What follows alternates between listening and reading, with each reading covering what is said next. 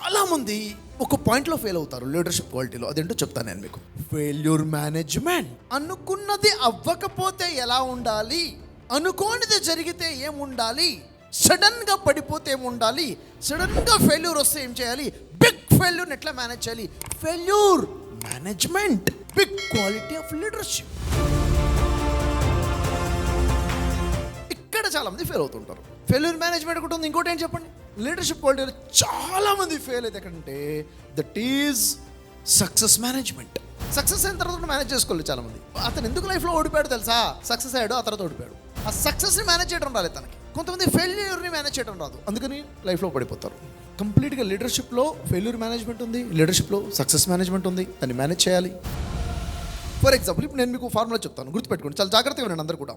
Success leads to success, failure leads to failure. Yes or no? Yes. ఒక success అయిన వ్యక్తి మరొకసారి success అవ్వాలన్న మూడుతో ముందుకెళ్తాడు. ఒకసారి ఫెయిల్ అయిన వాడు అబ్బా ఇంకొక ఫెయిల్యూర్ వైపుకి ముందుకెళ్తుంటాడు. సక్సెస్ని అట్రాక్ట్ చేస్తుంది, ఫెయిల్యూర్ని అట్రాక్ట్ చేస్తుంది.